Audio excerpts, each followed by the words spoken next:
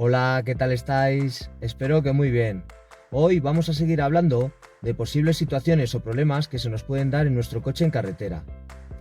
Os intentaré explicar cómo actuar y solucionar varios imprevistos. Además, os enseñaré cuándo habría que cambiar los neumáticos. Si vamos conduciendo y se nos enciende el testigo de falta de aceite, significa que el nivel de aceite está muy bajo.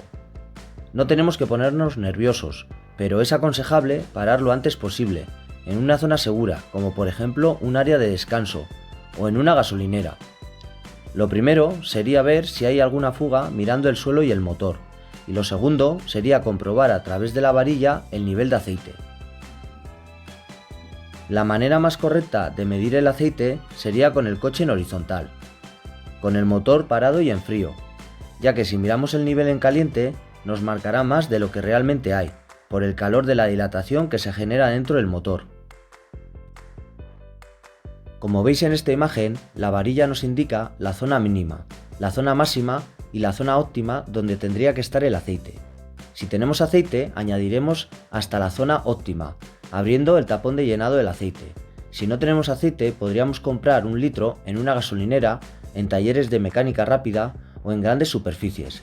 Y la forma de saber qué tipo de aceite comprar sería viendo el manual del coche, o en un sitio rápido de averiguarlo sería en una factura o en una tarjeta que nos deja el taller cuando nos hacen la revisión, ya que ahí es donde ponen el tipo de aceite que nos han puesto. Otro posible caso que se nos puede dar es que se nos encienda el testigo de refrigerante bajo. El testigo se enciende normalmente por problemas de temperatura del motor y pueden ser debidos a que el nivel del líquido es muy bajo o a que hay una fuga. En este caso es muy importante parar lo antes posible, porque de lo contrario podemos provocar una avería muy grave, rompiendo el motor por las temperaturas que se generan al no tener líquido refrigerante. Lo mejor es que llevemos a un taller el coche para que ellos comprueben y añadan líquido anticongelante, pero en el caso de que no sea posible y tengas que añadirlo tú mismo, tendrás que mirar en el manual del coche qué tipo de anticongelante utiliza, ya que puede utilizar de tipo orgánico o inorgánico. Por el color no te preocupes porque es solo un tinte que le da el fabricante para localizar mejor una posible fuga, pero aún así compraríamos del mismo color para no mezclar colores. Mi consejo es que estéis pendientes por si persiste el que tengáis que rellenar el depósito de líquido anticongelante. Si es así, llevar el coche a un taller porque esto nos indicaría de que hay algún problema. Por cierto, si te preguntas si podrías utilizar agua, la respuesta es no y sí. No si es del grifo, porque tiene cal y esta atacaría y obstruiría a medio plazo partes del circuito, y sí si es agua destilada, pero mejor usar anticongelante porque aun siendo en su gran mayoría agua, tiene aditivos para evitar el óxido y la cal y reducir la congelación y aumentar el punto de ebullición. Este es el testigo de falta de líquido de frenos. Si se nos enciende este testigo tendremos que extremar las precauciones porque puede ser que no tengamos o que haya muy poco líquido de frenos. Pisa el pedal de freno suavemente para verificar que funciona y para lo más rápidamente posible para comprobar el nivel de líquido. Este testigo también se ilumina si se estropean sistemas relacionados con los frenos, como el servofreno o el asistente de arranque en cuesta. En este caso, también sería conveniente que lo revisara un taller mecánico, para valorar el problema y solucionarlo. También, relacionado con los frenos, se pueden encender un testigo parecido, pero en amarillo, y unas rayas discontinuas alrededor. Este testigo nos indica que tenemos una o varias pastillas gastadas y tendremos que sustituirlas. Este sería uno de los más importantes, y es el testigo de avería motor. Este testigo engloba múltiples motivos, y algunos de ellos muy preocupantes. Lo primero sería ver el comportamiento del coche, ya que pueden producirse desde pérdida de potencia, humos, tirones, ruidos, etcétera, etcétera. Si no podemos llegar a un taller, lo más seguro para la mecánica del coche sería parar y llamar a la grúa para que nos lo lleven a un taller y evalúen el problema.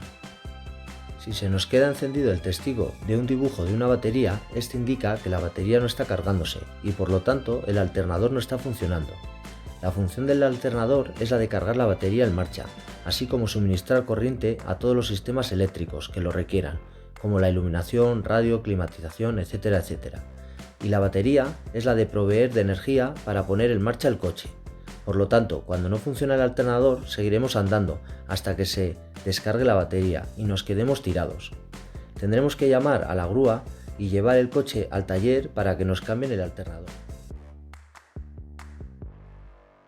Este es el testigo de sensor de ruedas y nos avisa en el caso de que una de las ruedas no tenga la presión adecuada, por lo que tendremos que revisar las ruedas y comprobar si la rueda está pinchada o desinflada. Por cierto, tenéis un vídeo relacionado en el canal. Se llama Cómo actuar y qué hacer en caso de reventón o pinchazo de una rueda.